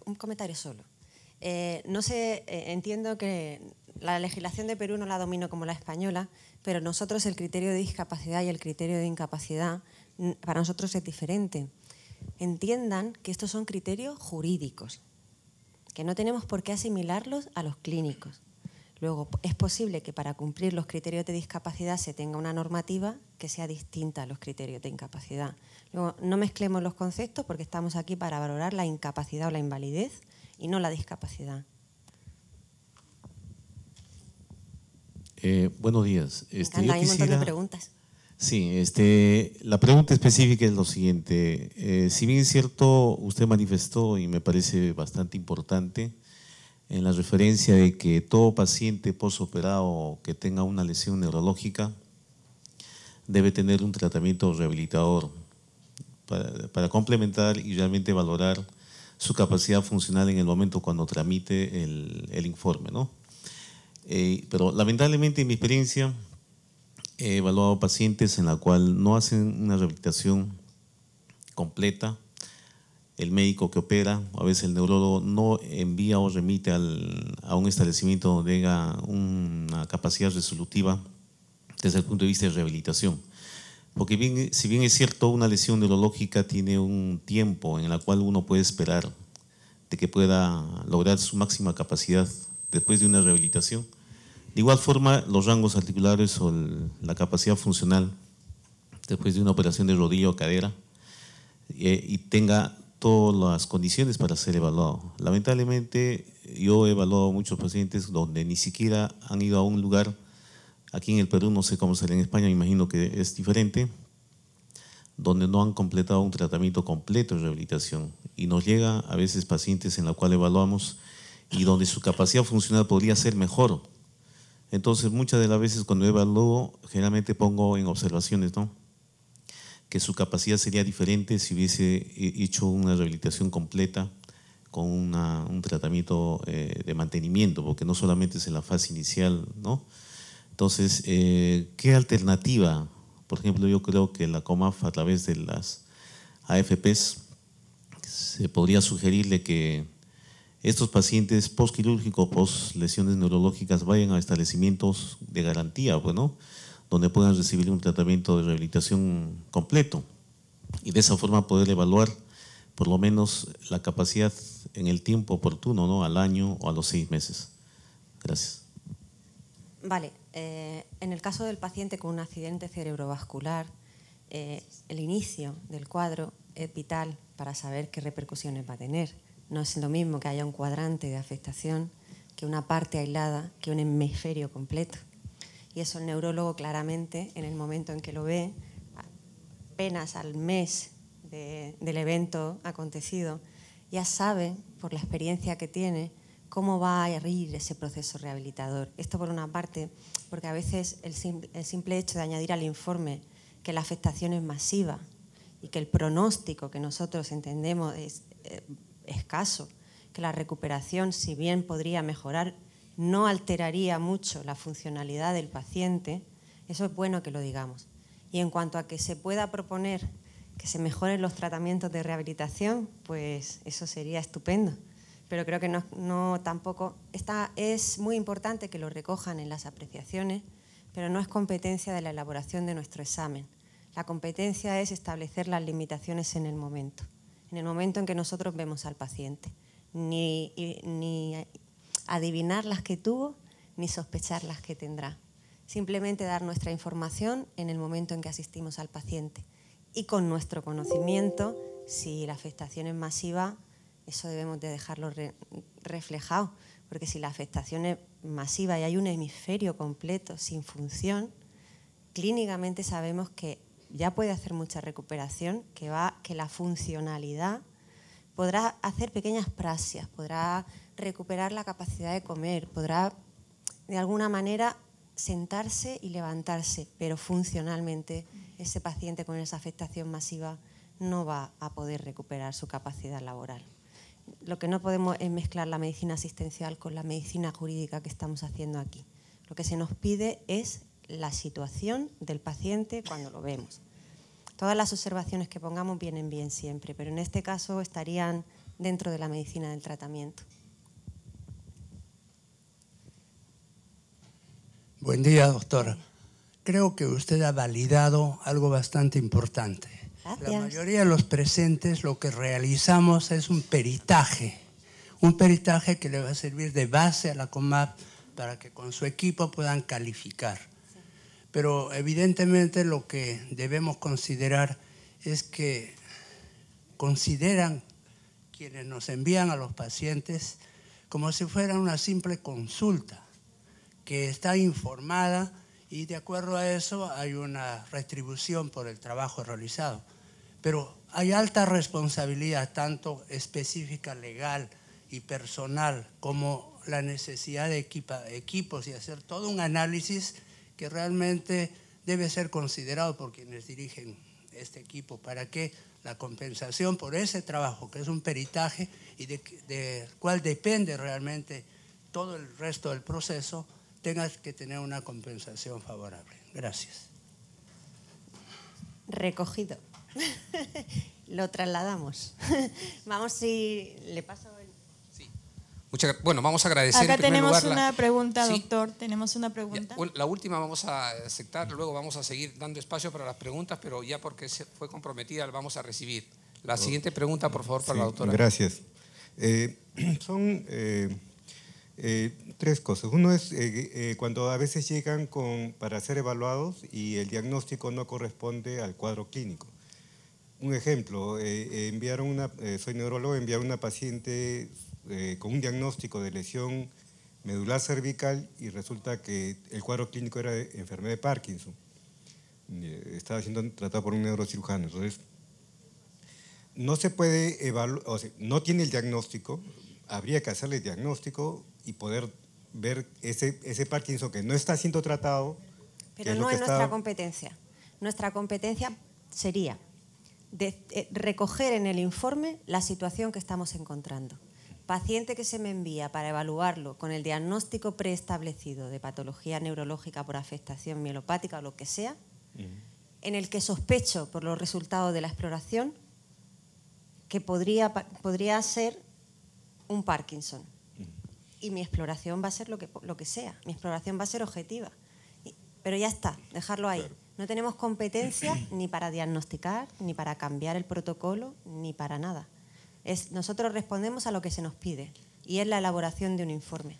Pero en la veracidad de la realización de nuestra exploración complementaria está que si objetivamos eso, lo pongamos.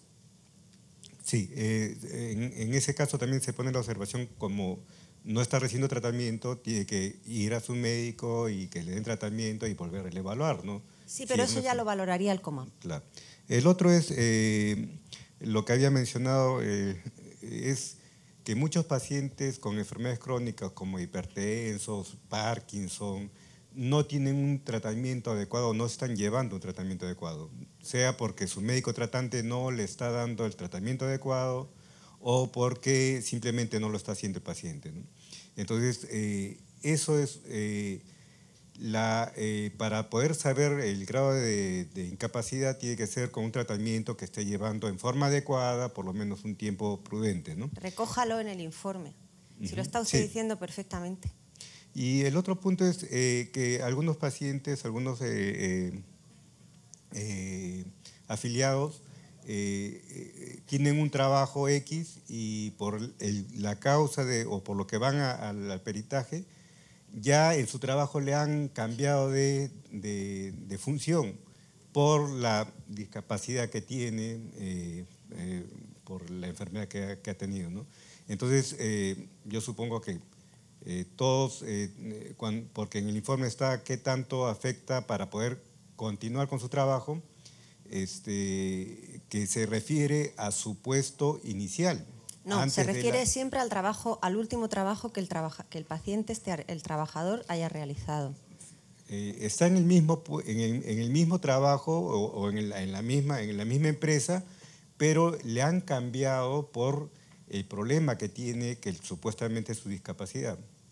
Y le permite el problema seguir trabajando, adaptando el puesto de trabajo, ¿no? Así es. Pues recójalo en el informe. Ok, gracias. Gracias. Buenos días, buenas tardes, creo. Mi nombre es Karina Sorichaki. Con muchos de ustedes he tenido contacto vía correo electrónico y me da mucho gusto cuando la doctora ha hecho la presentación saber a qué caras yo me refería cuando a veces por correo electrónico desde el área legal les hacemos algún tipo de requerimiento de información adicional por precisamente los aspectos que ahora yo más o menos quiero darles una visión general de cómo es que a nivel legal se validan los dictámenes que se emiten en el COMAF. Esto es importantísimo porque muchas veces cuando yo me comunico en el trabajo con muchos de los médicos consultores, los médicos representantes e incluso los propios médicos del comité y les intento explicar del por qué hay necesidad de dar ciertos puntos o de aclarar ciertos puntos que muy claramente las personas que me han precedido han explicitado, es porque a veces esta no aclaración o esta no inclusión de cierta información hace que el trabajo de meses, un trabajo conjunto, que no solamente implica a los miembros del comité, a los médicos representantes, a los médicos consultores y también a los afiliados, a veces vuelva a cero y tengamos que volver a iniciar todo el procedimiento con todo lo que eso significa para el paciente y para el equipo de trabajo. Entonces, espero ser breve porque sé que estamos un poquito con el tiempo. Entonces, bueno. Quería empezar con el marco general sobre la competencia y la conformación del comité.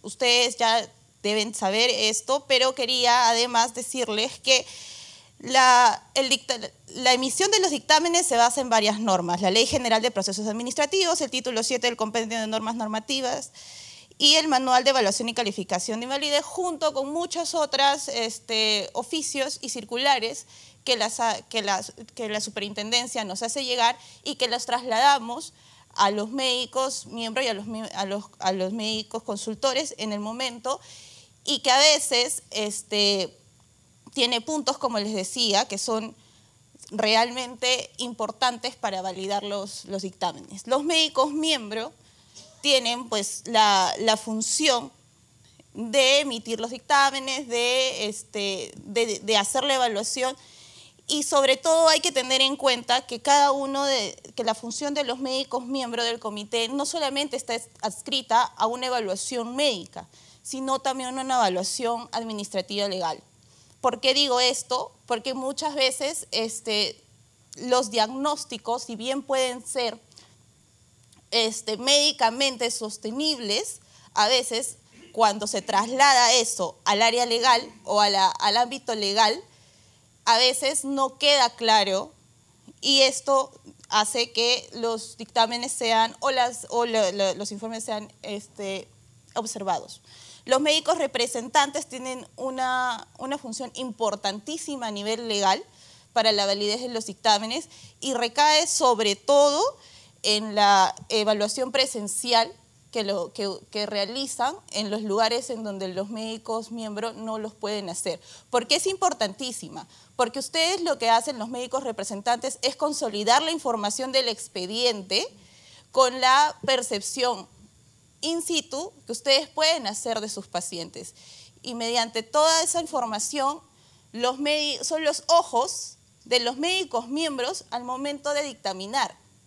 Porque, por ejemplo, no es lo mismo cuando un médico miembro expone un caso y él ha evaluado directamente al afiliado, tiene toda la información y vincula toda la información médica con la información que él tenga de su propia experiencia, de la conversación, de la interacción que tenga con el afiliado, a cuando viene un informe del médico representante de provincias que ha hecho esta evaluación presencial. Necesitamos, y es muy importante, que esta evaluación sea lo más completa posible, porque así se puede tomar una decisión lo más justa.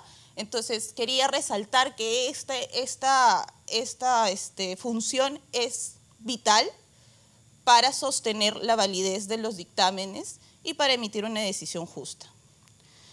También están los médicos consultores.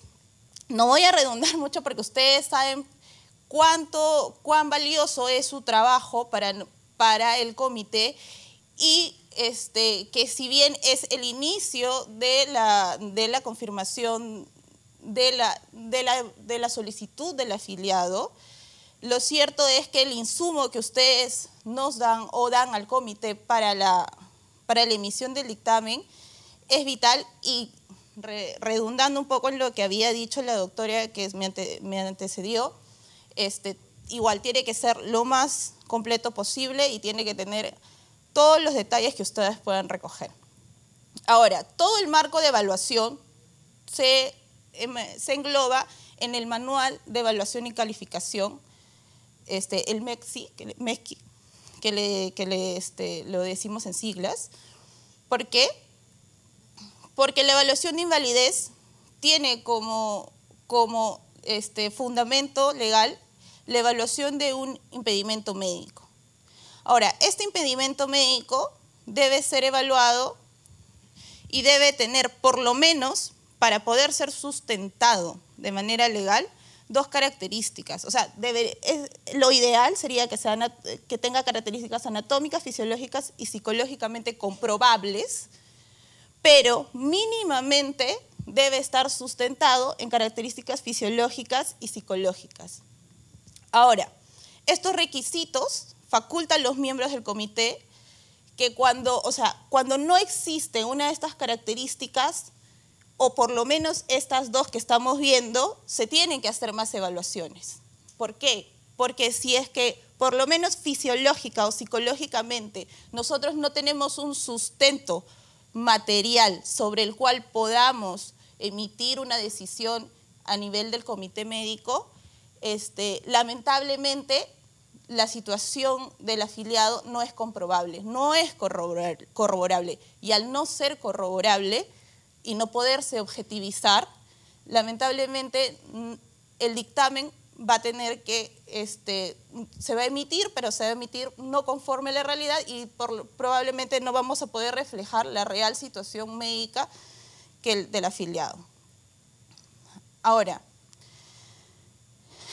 para que los dictámenes tengan la motivación debida, debemos tener en cuenta, como les estaba adelantando, que la situación médica del afiliado debe ser siempre médicamente determinable.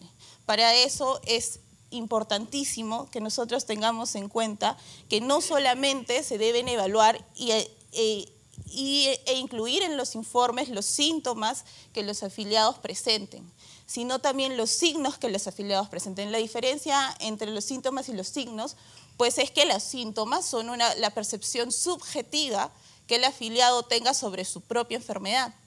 Entonces, como sabemos, la subjetivización de esta característica va a depender mucho de la personalidad del afiliado o de la personalidad de cada uno, porque no todos percibimos nuestras situaciones de manera uniforme. Pero ¿qué va a hacer que sí podamos uniformizar ese criterio que podemos aplicar? Son los signos, y estos signos son aquellas anormalidades que están, además, que se pueden constatar. Y es en la dinámica de estas 2 características en las cuales se deben basar los informes médicos y también el dictamen a emitir. La descripción que se debe hacer siempre debe estar basada en fundamentos científicos. Ustedes como médicos profesionales, como científicos, siempre cuando se hace una descripción de algún tipo de situación médica, debemos buscar que esta situación médica siempre haya sido corroborada. Como les decía anteriormente, la evaluación presencial que realizan los médicos miembros del comité y así también los médicos representantes para el dictamen y la emisión del dictamen es sumamente importante. Además, debemos destacar que en todos los casos, cada afiliado que realice una solicitud de evaluación siempre debe pasar por una evaluación presencial. Este es un requisito de validez. Si es que en la emisión del dictamen no existe una valoración o no existe una evaluación presencial, lamentablemente no se puede emitir este dictamen. Además, debemos tener en cuenta que la calificación de invalidez, sobre todo, se se sustenta en dos criterios: la evaluación del impedimento y la calificación del menoscabo en la capacidad productiva. La evaluación del impedimento es un concepto meramente médico. Es un fundamento que solamente se va a basar en los exámenes y las evaluaciones que nosotros tengamos y de los que ustedes nos proveen.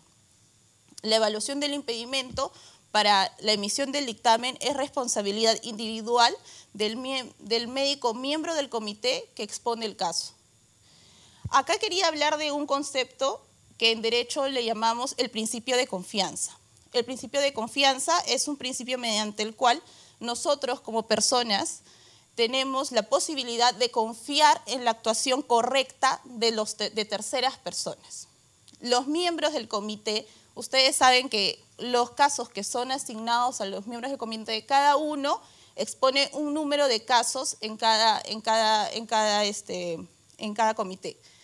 Y este médico, quien expone el caso, es responsable de evaluar todo el expediente del afiliado, todas las evaluaciones y exponer a los otros miembros del comité esta información.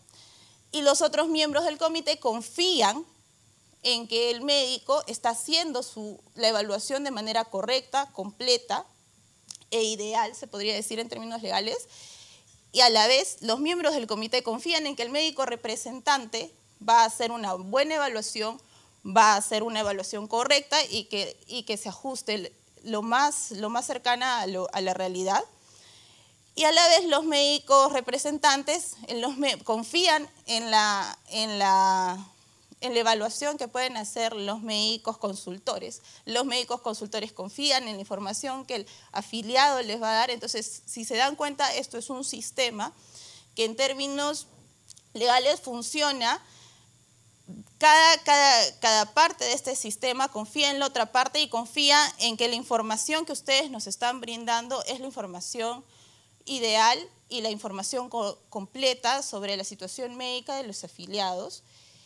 Esto, por supuesto, no exceptúa que se va a ignorar deliberadamente algún detalle que sea corroborable y que ustedes puedan incluir en sus informes. Finalmente, y ya para un poquito cerrar, estábamos hablando de ello.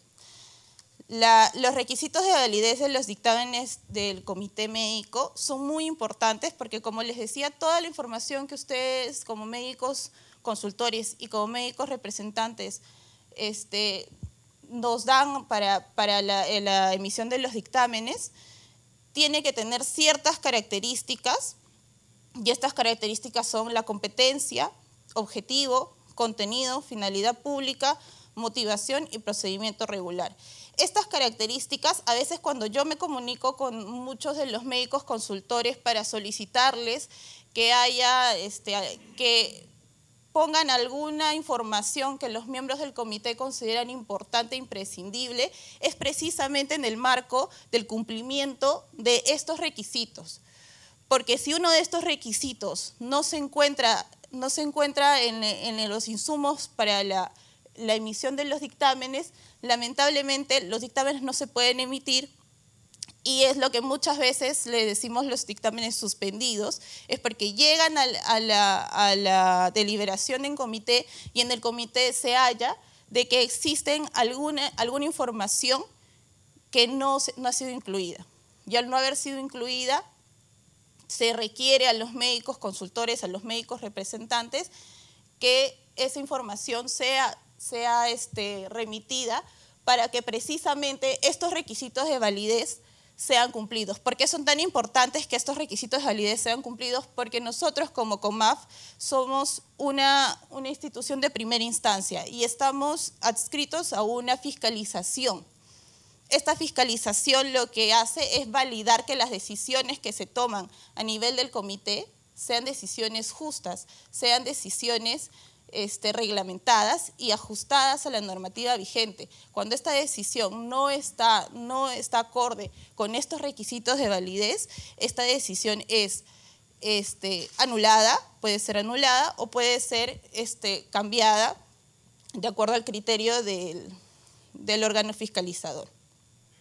Entonces, cuando uno de estos requisitos no son cumplidos, el dictamen recae en una nulidad. ¿Y cuáles son las causales de nulidad de los dictámenes cuando, por ejemplo, hay errores en la fecha de ocurrencia? Como todos ustedes deben saber mucho mejor que yo, la fecha de ocurrencia no es necesariamente la fecha de la patología o la fecha del inicio de la enfermedad, sino cuando esta enfermedad empezó a menoscabar la capacidad objetiva de trabajo del afiliado sobre el 50%. Ahora, muchos afiliados no solamente tienen un diagnóstico, sino se presentan con 2 o 3 diagnósticos. Y uno de los médicos consultores, por ejemplo, el oftalmólogo, va a evaluar un porcentaje de menoscabo, pero va a ir en concordancia con los demás médicos evaluadores que el afiliado puede tener, por las evaluaciones por las que el afiliado puede pasar. Y todos estos diagnósticos se van a analizar conjuntamente para que se pueda determinar cuál es la fecha de ocurrencia, en qué momento el afiliado pasó su capacidad objetiva de trabajo, pasó un punto más del 50%, y desde ese momento empezó a presentar una condición de invalidez. ¿Por qué hace rato decían cuál es la diferencia entre invalidez e incapacidad y que es un concepto meramente legal? Es por eso. Un afiliado puede presentar discapacidad, sí puede presentar discapacidad. Por debajo del 50% puede ser discapacitado porque, por ejemplo, no sé, tiene le falta un dedo, tiene alguna amputación, tiene un defecto visual o cualquier tipo de característica que a él le impida realizar su trabajo, no necesariamente hace que lo impida por completo o lo incapacite para ejercer su empleo.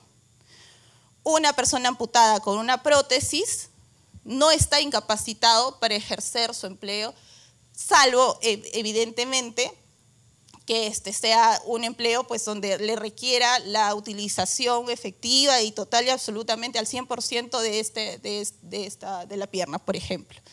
Entonces, y ahí también vamos a ver que existe lo que en el dictamen ya se evalúa y solamente es atribución de los médicos miembros, que son los factores complementarios. Los factores complementarios van a estar, uno de ellos justamente enfocado en la incapacidad en el trabajo particular que el afiliado tiene y puede pasar la valla, puede ayudar o hacer que el afiliado pase la valla de discapacidad a incapacidad. Otra de las características por las cuales los dictámenes pueden ser declarados nulos es por el grado. Ahora, esto no significa que hay un error en el grado, que hay un error en la naturaleza, que hay un error en el porcentaje, simplemente que no está sustentado correctamente. Porque puede ser que el grado que sea explicitado en el dictamen sea el grado que en términos de justicia, por así decirlo, le corresponde al afiliado. Pero si ese menoscabo asignado no está explicitado, y más aún de la explicidad, no está sustentado en documentos científicos que avalen la decisión del comité, este dictamen va a ser declarado nulo por el órgano fiscalizador. Y vamos a tener que volver a evaluar y vamos a tener que volver a hacer todo el procedimiento.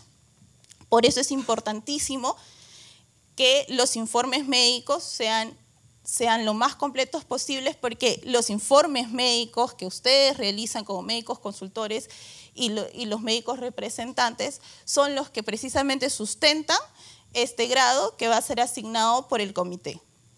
La naturaleza, el porcentaje de menoscabo, la fecha de inicio, la fecha de vigencia, la condición, si es definitiva o la condición que se le asigne en comité, son otras de las características que se toman en cuenta y que convalidan la emisión de los dictámenes.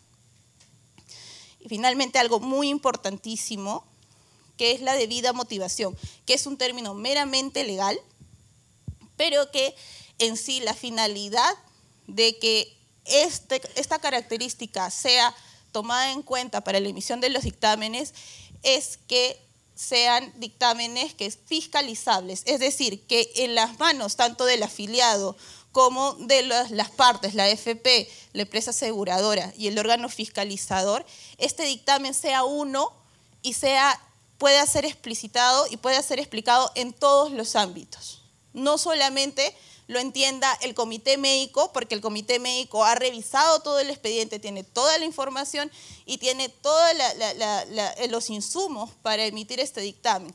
Este dictamen debe ser entendido de la misma manera en la cual se emitió al momento de la sesión del comité, debe ser entendido cuando llega a las manos del afiliado y debe ser entendido en los mismos términos cuando el órgano fiscalizador va a validar esta evaluación. El concepto legal de debida motivación es un concepto en constante evolución.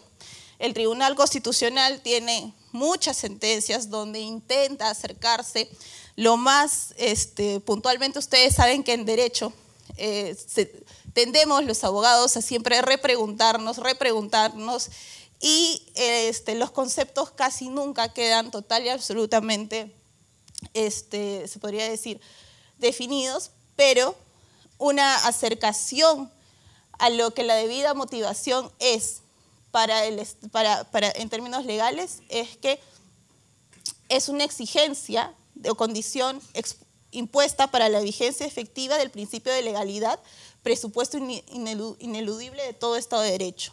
Es lo que le decía, el principio de legalidad lo que hace es garantizar que este documento va a ser validable.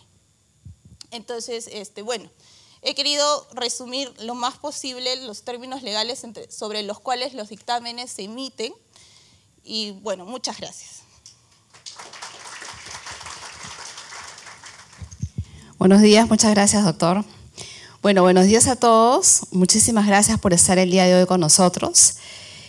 Somos cerca de aproximadamente 30 médicos, ¿no?, venidos de provincia. Está Ancash, Arequipa, Cajamarca, Cusco, Ica, Junín, La Libertad, Lambayeque, Loreto, Moquegua, Piura, Puno, Tacna, Tumbes y obviamente Lima. Creo que es una jornada en la cual estamos buscando trabajar más duro con ustedes. Ya venimos casi 2 años con esas jornadas de capacitación, pero evidentemente ustedes se habrán dado cuenta que la jornada de hoy es mucho más intensa, mucho más rica en conocimientos, y eso no sería posible si es que no tuviésemos el apoyo de Unión Pericial, a quien les pido desde ya, aunque seguro lo han hecho, un fuerte aplauso, por favor.